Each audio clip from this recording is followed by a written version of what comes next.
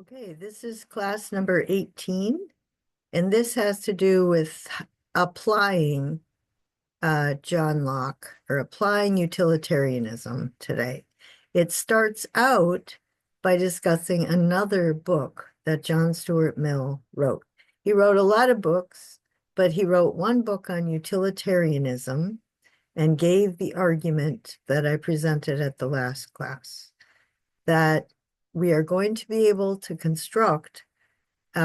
use social sciences to construct a system of behavior modification outside rewards and punishments, have pleasures and pains, so that people will collectively pursue the higher pleasures and we will maximize happiness. And happiness means overall flourishing, very much like Aristotle. He didn't have as complicated a view of Aristotle, but he did have the basic groundwork for it.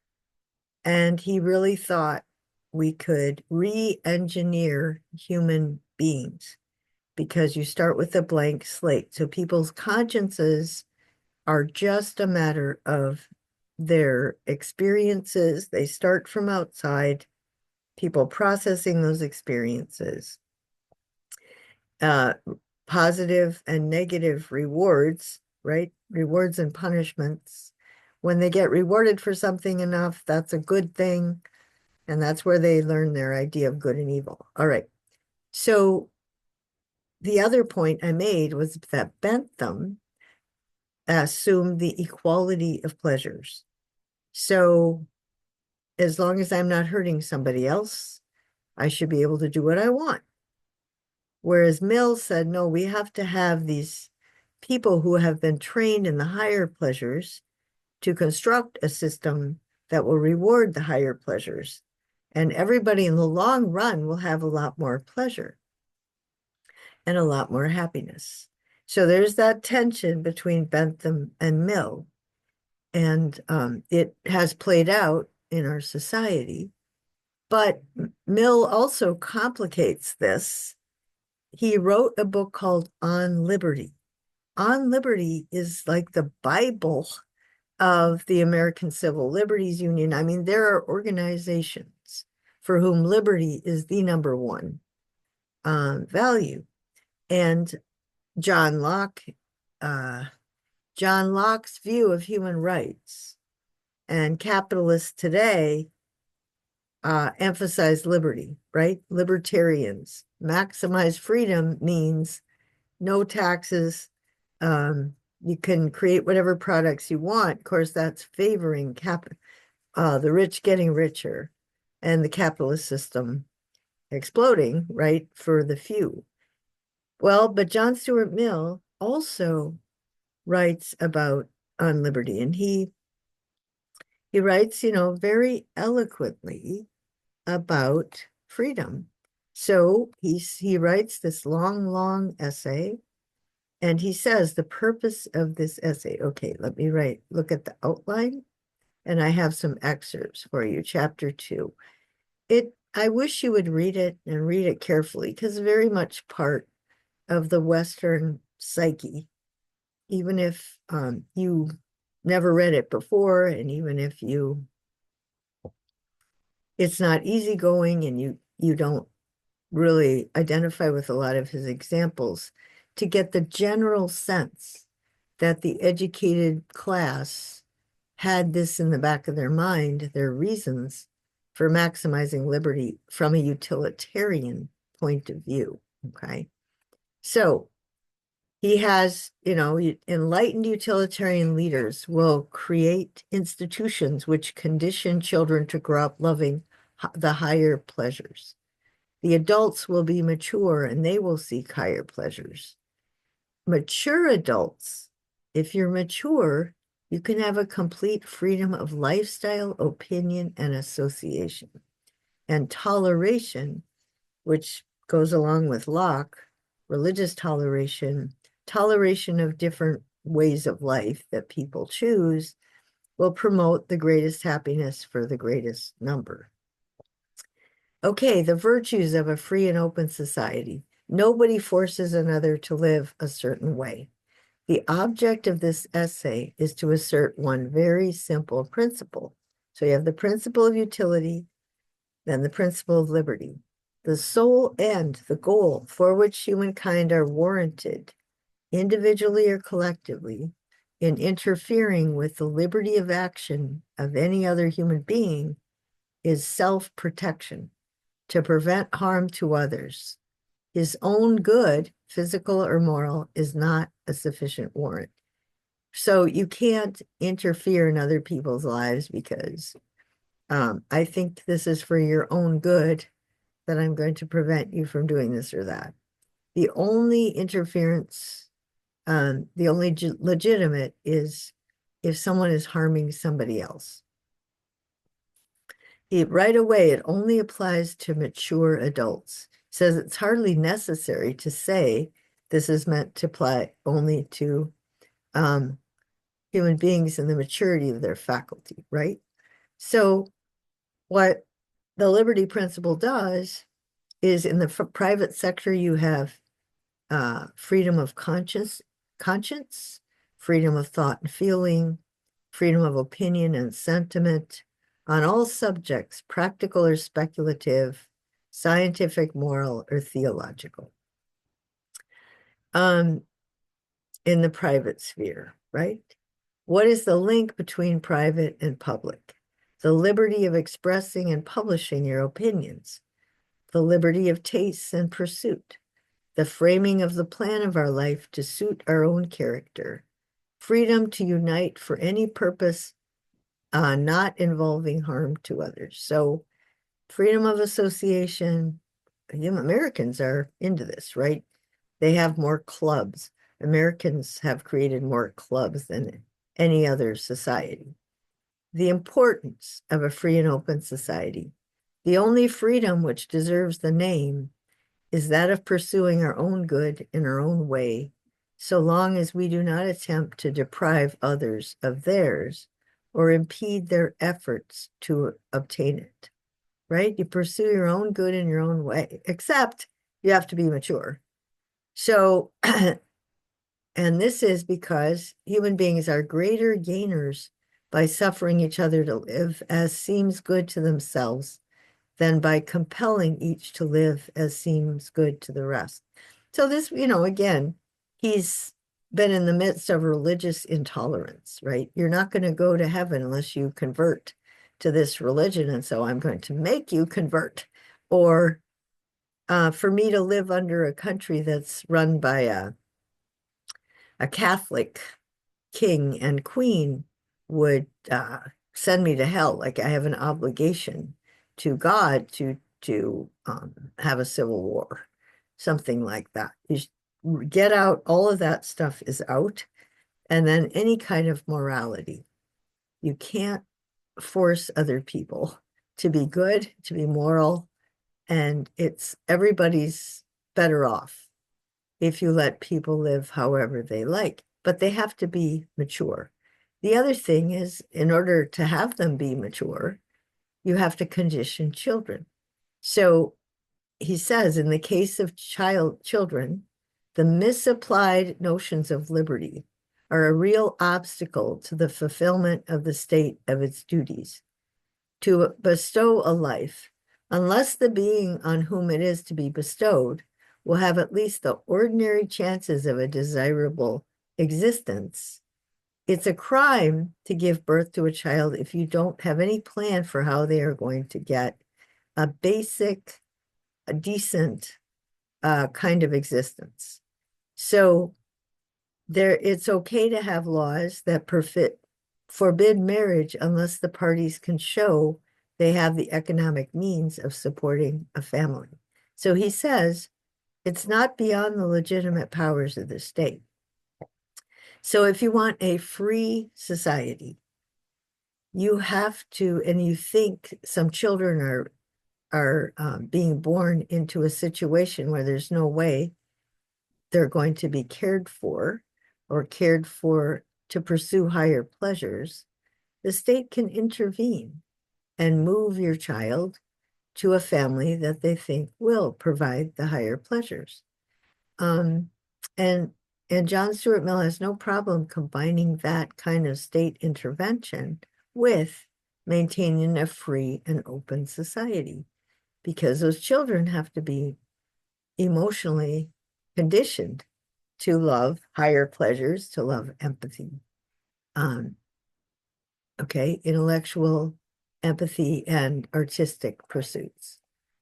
Okay, so that's in his mind. There's no problem there. I think in the average American's mind, they will say, who are you to tell me I can't um, spank my children? The Bible says, the Bible has a lot of parents um, with physical punishments of their children. Who are you to tell me that I can't do this or that with my kid, right? So on the one hand, in a utilitarian coming to the door, they'd say, how do you know what makes people happy? Who are you? And that would be oppression, tyranny to the person whose child is threatened to get taken away. On the other hand, rights, right? In John Locke's originally, children had no rights. Children were property of their parents. So parents could treat them pretty much any way they want. And it was very hard for any interventions into a family. Okay, what about the harm caused by intoleration? The intoleration of the past, right? Why have we been so intolerant in the past? Well, we were in a less evolved state of society and humanity. So John Stuart Mill thinks we are changing human nature forever. We are changing human culture forever. Why was there all this awful stuff in the past? We were less evolved. Now that we have science and social science, we can engage in a human created social evolution. The silencing of an opinion robs the human race of the ability to become enlightened, right? If you don't have free and open discussion, so many things you know are silenced. The opinion suppressed might be true, right? You want to suppress an opinion, but it might be true. And people's opinions are narrow. The world to each individual means that part of it with which he comes in contact. All right, Bacon's idols were about that also. So when you try to suppress somebody else's opinion, that's based on your opinions, which are pretty narrow.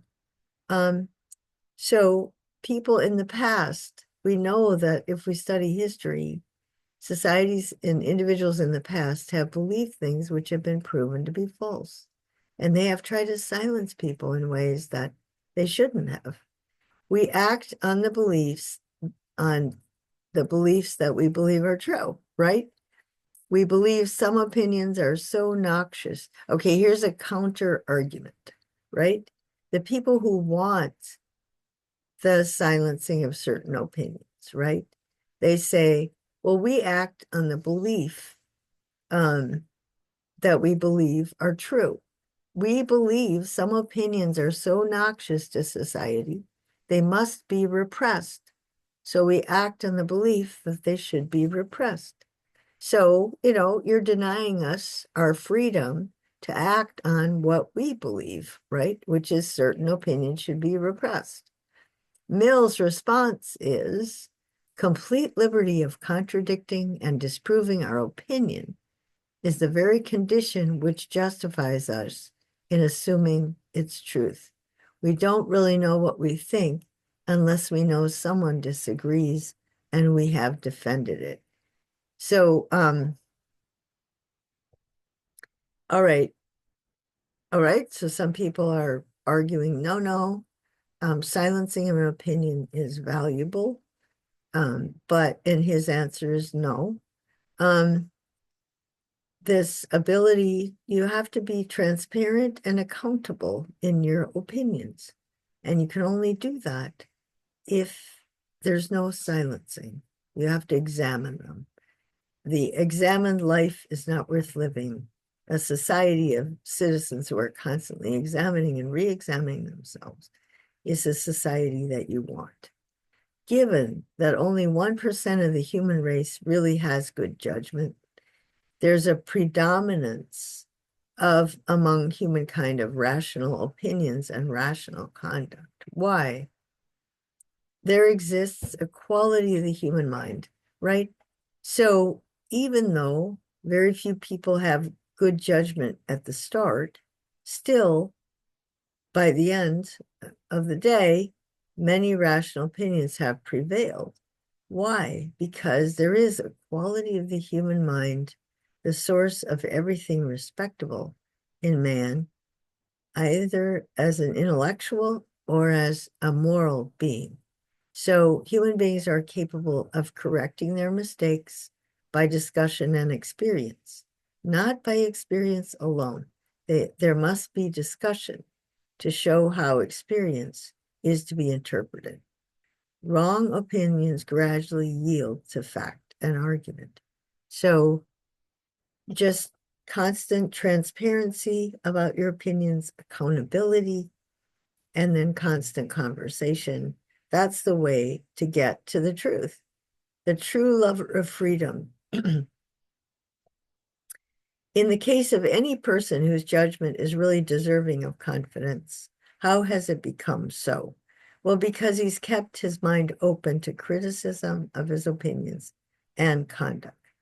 So, what are the benefits of openness? So, even the Catholic Church, when canonizing a saint, consider all the counter arguments. Newtonian science is open to question. Can you set up an entire culture on a scientific model, right? That's important to know, to ask yourself. Or do you just habituate children and then later on attach it to science? What about the harms of intolerance, right? Who in the past has been not tolerated, right? And killed, and history says, whoa, we shouldn't have done that. Socrates was killed, Jesus was crucified, St. Paul was stoned. But the idea that truth always triumphs over persecution doesn't justify bigotry and oppression. Like people could say, yeah, Jesus got crucified, but in the end of the day, here he is. We still know who he is, and he's influenced a lot of people. Well, that doesn't justify, well, that's why I should be bigoted against Muslims or Jews or something else, because the truth will triumph. No, you should always act on the truth as far as you know it. So this debate, what about a debate between Donald Trump and John Stuart Mill? Like, it's funny because I set up this assignment about 20, 25 years ago. And I knew who Donald Trump was, but never, ever, ever would I have thought he would become our president. So what does Trump think happiness is? And what does John Stuart Mill think happiness is? And I do want you to write this down, right? Do Americans, right? And then at the end, I want you to vote, right? Trump thinks happiness is whatever you want it to be, right? He himself prefers, money, sex, power, but John Stuart Mill has happiness. It's a life of higher pleasures.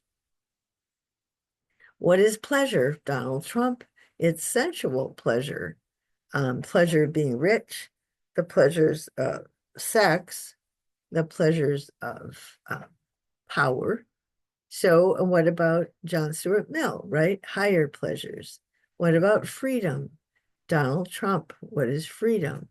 And then John Stuart Mill, how does he understand it? Who should rule and how should they rule? They rule, right? John Stuart Mill is the good utilitarian leader. structures a society so that children from when they're very young start being conditioned to love virtue. What about Donald Trump? What are his principles? Well, he cuts taxes quite a bit. He reduces regulations.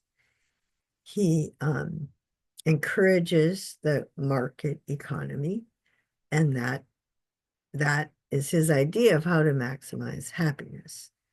What's the greatest happiness? Who's contributing most to the GHP, greatest happiness principle? Who is raising their children well?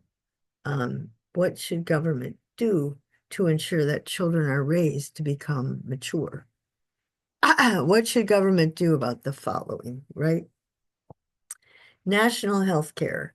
Well, that's what the Democrats want, national health care, because it will maximize pleasure for most people.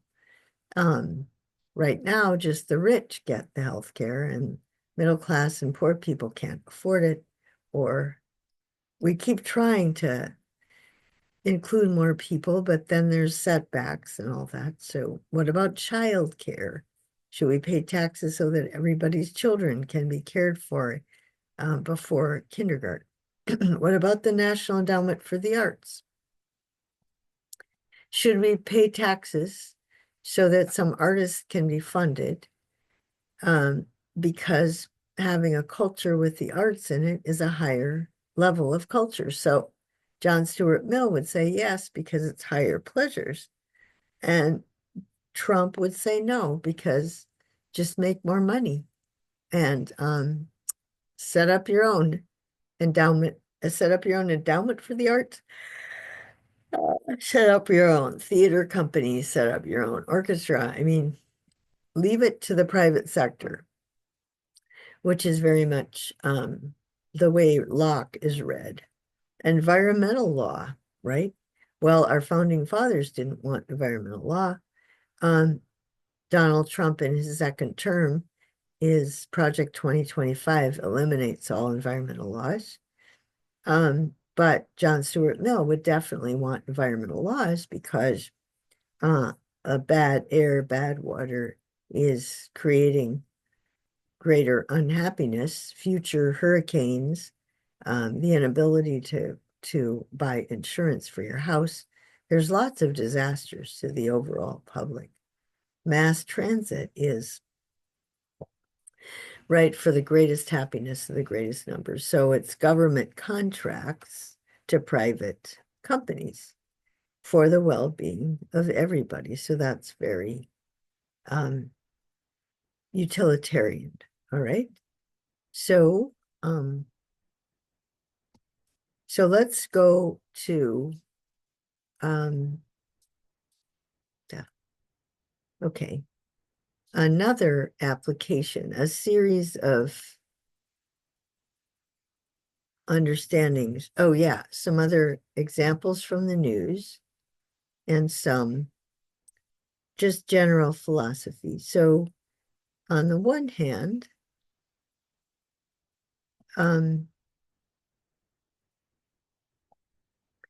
after John Stuart Mill went through his phases, right? He was utilitarian, then he read the conservatives for a while, and then he went back to, he became a utilitarian leader, but he did understand two sides to political life. So he said, in politics, it's almost a commonplace that there's a party of order and stability and a party of progress or reform. They're both necessary in a healthy state of political life. Until the one or the other shall have so enlarged its mental grasp as to be a party equally of order and progress, knowing and distinguishing what is fit to be preserved from what ought to be swept away. Each of these modes of thinking derives its utility from the deficiencies of the other, but it is in a great measure the opposition of the other that keeps each within the limits of reason and sanity. Unless opinions favorable to democracy and to aristocracy, right? Everybody's equal, but also people who are better at ruling ought to get more power, to property and to equality, right?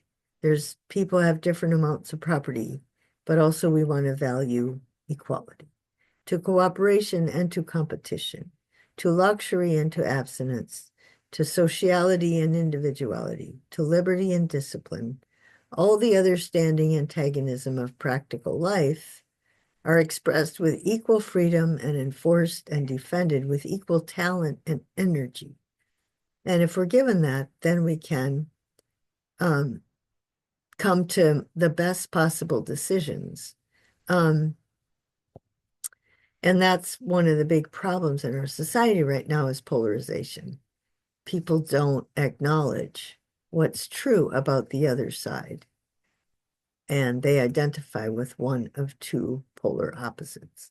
And that's bad because what's best for everybody is in some kind of mean between extremes. And the farther apart the parties get in their policy recommendations, the less likely it is that they're going to hit the mean.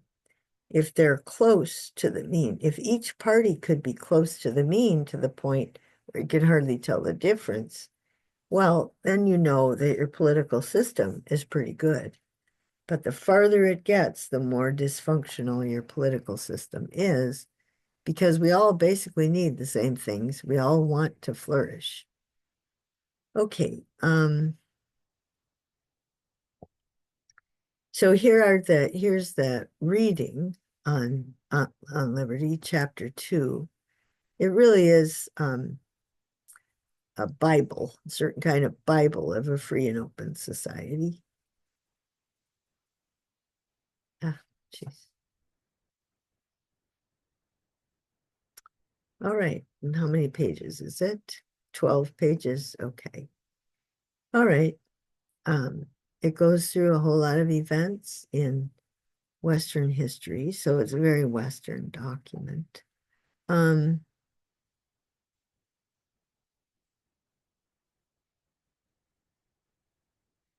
okay.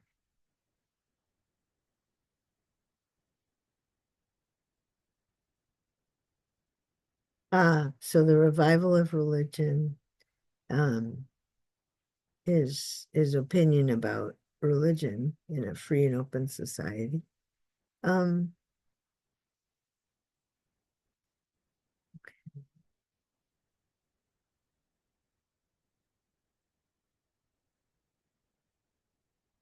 all right. So that's, I hope you would read it thinking that, okay, this is a classical Western document. And how can we preserve this? Do you value this? How have we lost it? Where are our weaknesses? And a number of authors say because we've conflated pleasure and happiness. But here's some more articles that bring up some more issues. So one of them is George W. Bush. When he was first elected, one of the things he wanted to do was to end affirmative action. And the Supreme Court has abandoned a lot of what used to go on that would help people from different racial groups get into college so that they could have upward mobility. And the thing about Bush is he wanted to cut affirmative action. He went to the University of Michigan because it had one of the biggest affirmative action programs. It's gone now, and every once in a while I read about what they're doing to try and compensate for that. But so, um, so he himself, okay, so the affirmative action programs that he's against are the ones that try to lift up underclass kids and enable them to go to a college where they will be upwardly mobile because they went to college and they went to this college, right? George W. Bush was also um, involved the way he got into his fancy prep school and the way he got into Yale was also a kind of selective preference. And in his case, he got in because his dad went to that prep school and his dad went to Yale. And so that's called legacy admissions. And so there are preferences going on. And so simply to be critical of the preferences to lift up the poor and push out some potential middle class people, as opposed to the preferences for the rich that also push out potential middle class students. So in the chapter on Berkeley, it said that there were something like 1,000 applicants who qualified to get into Berkeley, but they didn't have enough money. And if the Board of Trustees had given 1% of their income, these kids could all have gone to Berkeley. And the board refused to do it. I think it was the Board of Regents. So that's where we're at, right? The rich keep getting richer in the name of freedom and equality. So affirmative action supposedly violated equality because when there's two candidates that are equally qualified, but one of them has come from a minority group, and it could be just class minority, right? But most of the time, a class minority is also racial minority. So that was considered unequal. That's preferences. But the rich get unequal treatment all the way along, which is what Glenn Hedges and the disadvantages of an elite education, what those two authors are pointing out is that it isn't equality. It's the rule of the rich is how we're moving. Okay, here's the caps on teenage drinking. So laws against teenage drinking, and it's all based on statistics. So the statistics is the utilitarian calculation, right? So there have been more than 1.5 million property crimes, nearly 400,000 incidents of high risk sex. Okay, so this has been um it hasn't, okay. So a year ago, the National Academy of Science wanted to reduce underage drinking, and they made some suggestions, but they haven't been adopted. Why? It's interfering with freedom, right? And so we continue to have these negative consequences. So that's the whole idea of calculating on the basis of utility, on the basis of consequences, or calculating on the basis of the principle involved. It's going to interfere with our freedom, and then or equality. Once you get to be 18, you should be equal, versus the situation, the consequences, and all the pain and suffering. And so the utilitarians think that the immediacy of the pain, the long-term fecundity, right? If you make a law, not only have you reduced, you've increased the pain of not being able to drink, but you've increased the pleasures overall of not having accidents and not having crime, theft, and all sorts of negative consequences. So it's a cost-benefit analysis. This is an article on genes, how much of our behavior is run by genes and how much by environment. Now, this is 2004. So John Stuart Mill, the utilitarians, really focused on genes. And then even the Genome Project, which was right about this time, the human genome was getting mapped, okay? And they were going to finish the whole thing. And they thought they would be able to cure every disease that's caused by genetics. Well, Fritjof Capra in the systems view says that many of our diseases are epigenetic, which means you might have a genetic tendency to get a disease, but that gene will not be activated if you live in a culture where other genes are being activated. Your way of life does not lead to the activation of that gene. On the other hand, you might not have a propensity for example, obesity or metabolic disorder. It's not true that 80% of Americans have a genetic tendency for a metabolic disorder, but the reinforcement, right? The food and the reinforcement of a certain way of life, the culture, has triggered the human body, has messed with our natural metabolism so much that it has nothing to do with genes anymore, or very little to do with genes, and it's just culturally. So that connected, culturally caused. So that's this dynamic of when when the Enlightenment thinkers thought they could cure everything with science or social science, we're finding out now that it's a lot more complicated than that. Um, the ensuring coverage for erectile drugs. So now, it isn't just teenage drinking. They're trying to argue that the government should pay for erectile drugs because of the great pains that men have when they have erectile dysfunction, as if it's a disease. Whereas, in the past, that's your private business, right? I mean, Bentham, I think, would say it's nobody's business but your own. If you want to buy these drugs, fine. You're not harming anybody else. Go ahead and buy the drugs, but why do I have to pay for them?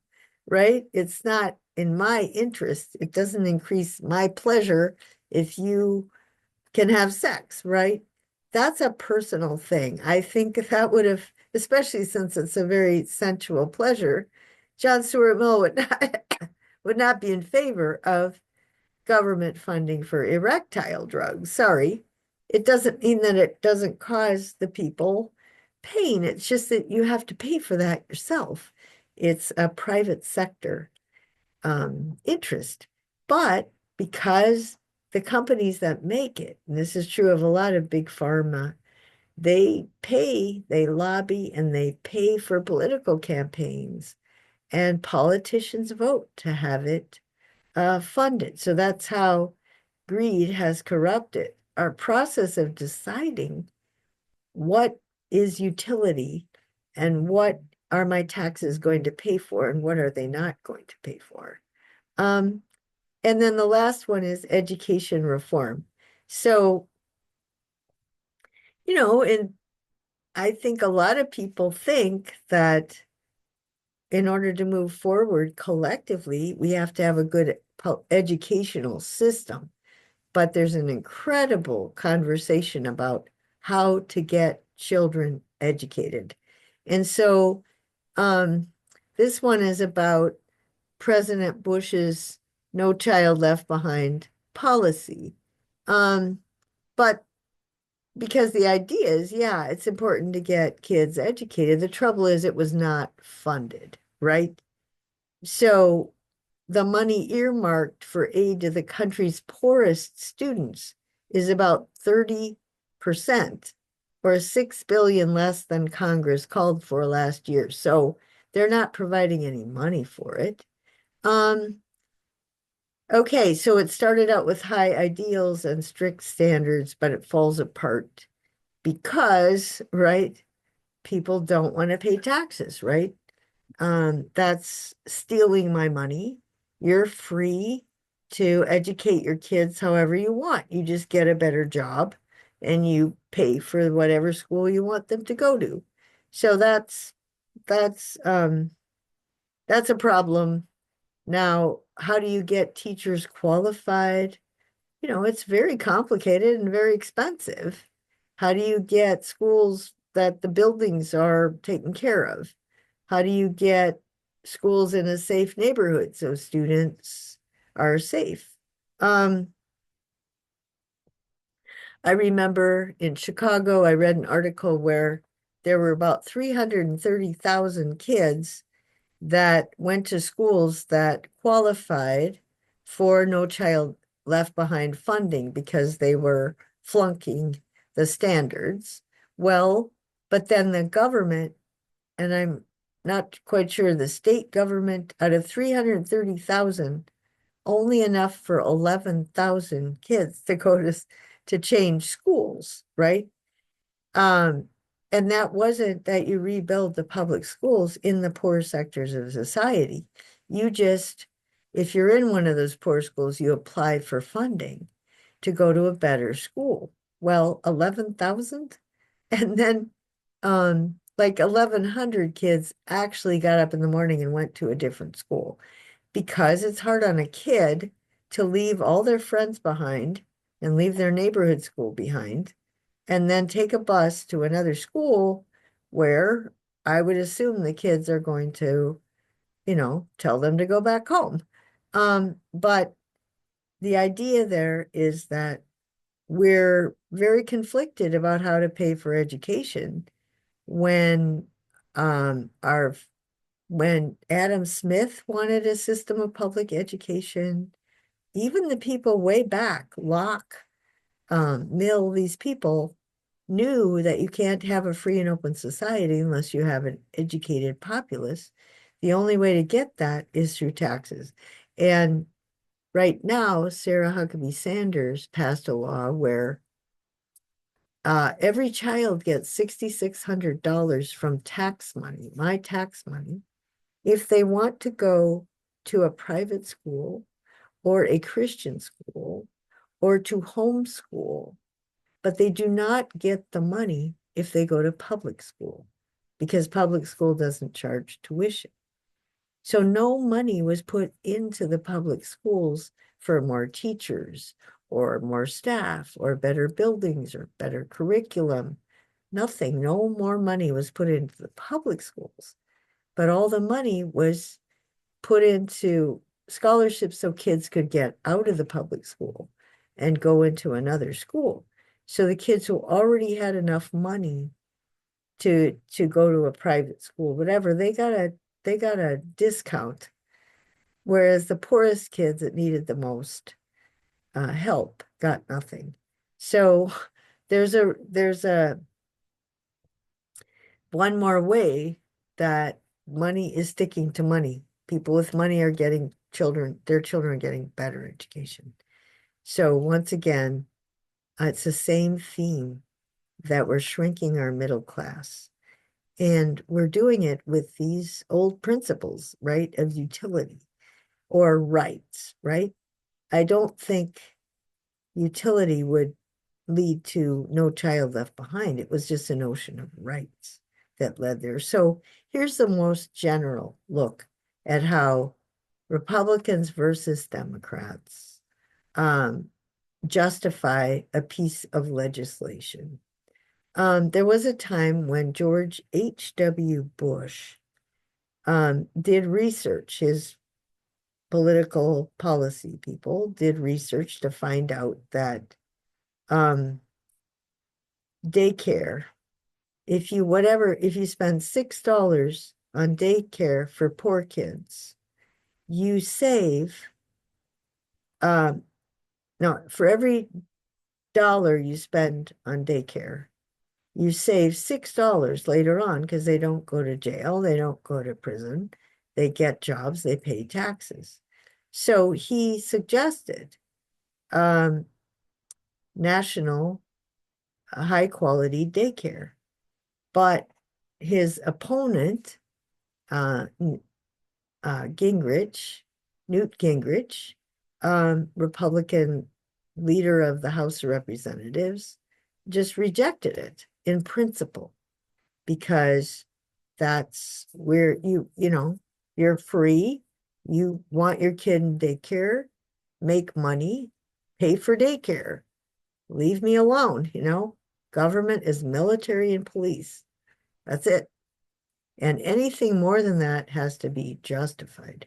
Whereas a utilitarian would say it's obvious that daycare for every kid will save money over the long haul. So again, debates and debates. So here's how it works. And all these political debates come up, and they incredible to me how often it's the same old philosophies. It's utilitarianism versus Locke's minimal rights, minimal government. Okay. Abortion. All right. So Locke's view is used right to life, right? You're denying the right to life. Well, Locke himself and Mill, they had this blank slate view of the psyche. It's not a human life early on, right? But a utilitarian would say you could keep abortion legal and you'll have fewer abortions because it's true. So what the utilitarians do is they have this plan to reduce the number of abortions. So you have teenage sex education. You distribute uh, birth control, especially in poor neighborhoods.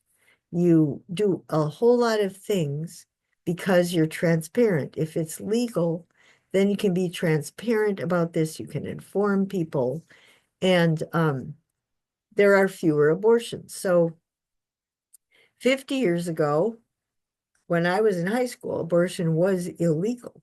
And then Roe versus Wade got passed, and there were more abortions for about 5 years. And after that, every year the number of abortions went down, even though the number of people in the US went up. But now we made abortion illegal based on right to life. And within 2 years in the states like Arkansas, but other states that have the most rigid anti-abortion laws, the number of abortions has gone up already, because those states often don't have sex ed for teenagers. They don't make birth control available to teenagers. And so they get more pregnancies. And then the girls who get pregnant want to have abortions. The two reasons women get abortions is they're too young to have a kid, or they don't have enough money. So the states with the most strict laws are also states that have more poor people and no sex ed. So they tend to have more abortions, whether or not it's legal. Um, Poverty programs, right? Poverty programs are designed to save money in the long run because you keep people out of jail and prison, you lower um, you lower crime, you improve people's abilities to get jobs, pay taxes, gay rights, overall utility. The greatest happiness of the greatest number is to hire gay people, if they, sell them homes, rent apartments, feed them, clothe them, whatever, the business sector, give them legal rights, give them economic rights, and everybody flourishes. Because if you deprive them of these rights, they can't work, they can't, well, then they end up, you know, uh, in trouble, not being able to work or not being able to do jobs they're capable of. Everybody suffers. So what's the problem? So again, the separation, if at church you think that, fine. You don't have to ordain gay people. You don't have to allow them in your church. But when you're acting as a citizen running a business, you have to treat them equally. Disability, okay? Is it the government's responsibility? Well, if you're a citizen and you become unable to do things, is it the government's responsibility? Well, utilitarian would say, look, if we help this person out a little bit, they can be a productive member of society, pay taxes, and be happier. You save money in the long run.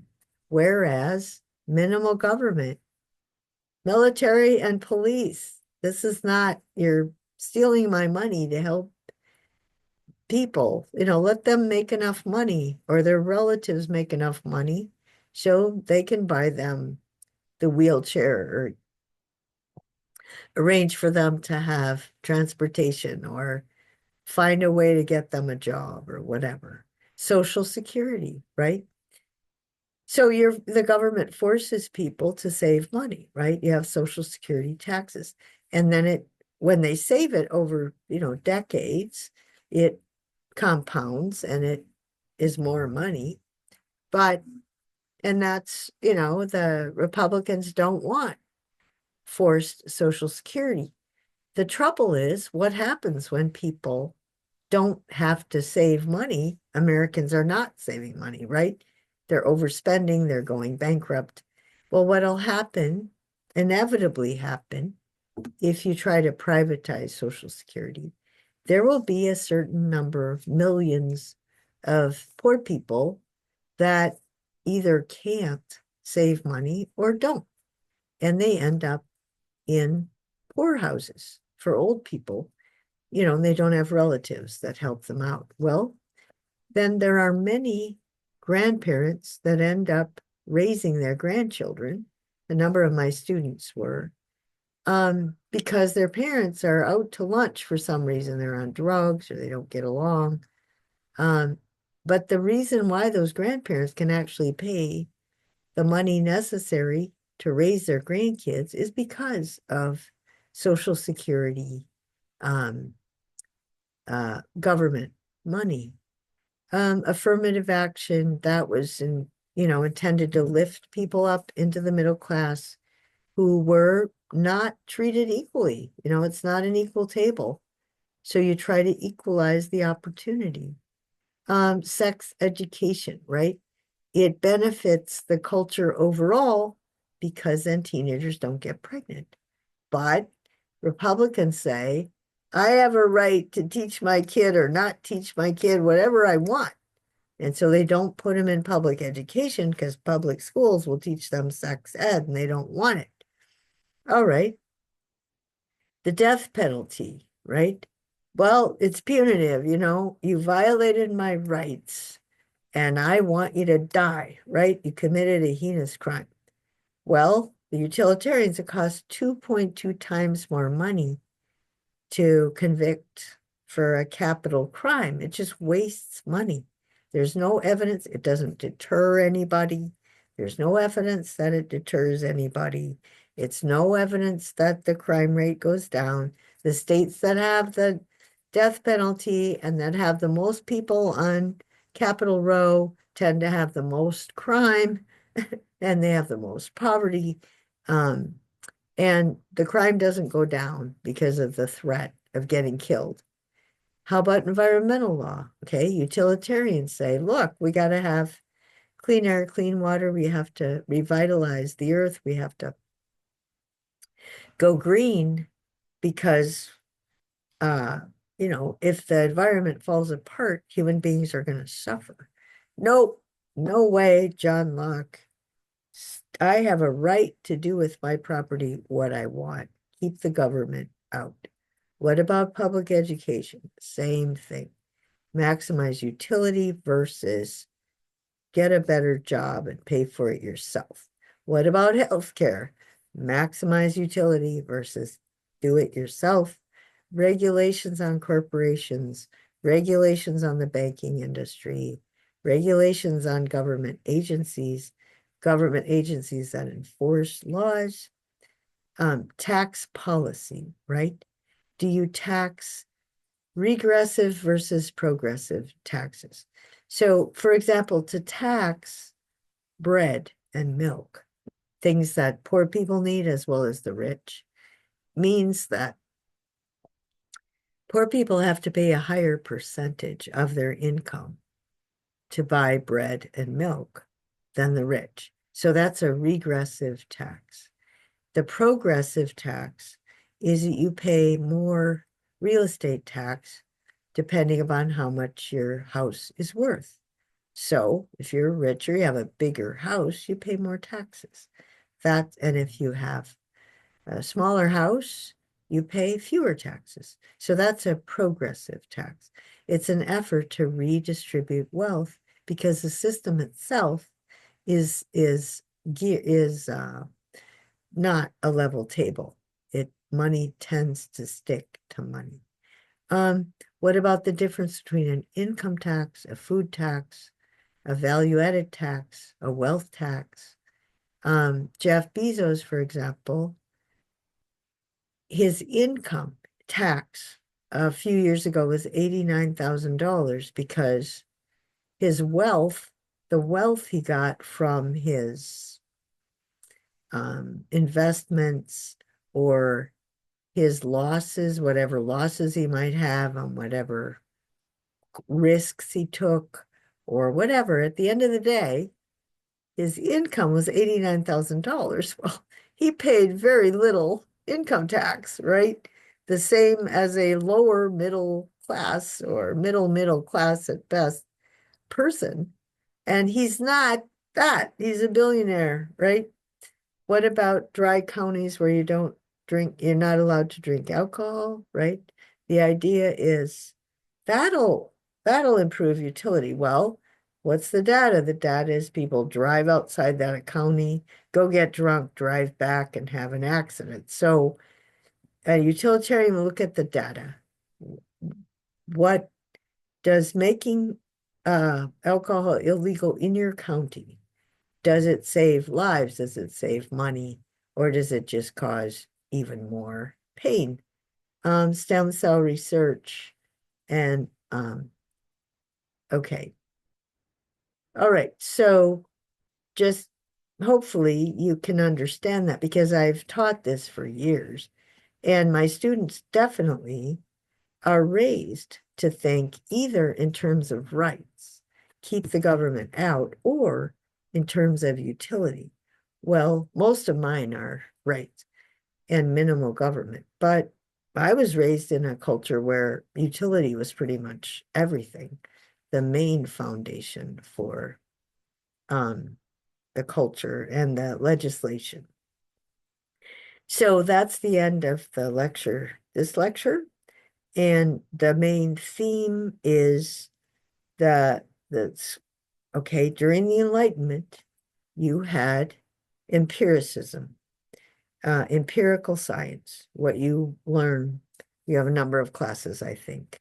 You gather facts, you see patterns, you create a hypothesis to see if this pattern that you're recognizing really exists. You create some experiments, or you take surveys or whatever people do to either support your hypothesis or refute it. And if it's been supported, you assume that's new knowledge, but it can always be challenged. So that's the basic structure. Now, to create a culture, it's that we are animals, we respond to pleasure and pain. We can develop a social science and we can make an incredible world. Now, what's happened to that? And that's what we, the articles we've written about how that's worked today shows that it got the lower pleasures, right? Our society is driven by lower pleasures and by minimal government. And that's why our country compared to Europe that has a more socialized economy, it's more utilitarian, the other developed countries. So the fact that we have lower taxes doesn't mean we're happier. You get what you pay for. We have a lower quality of life also. But, some Americans, I don't care. And what I care about is I don't have to pay taxes or I can get rich.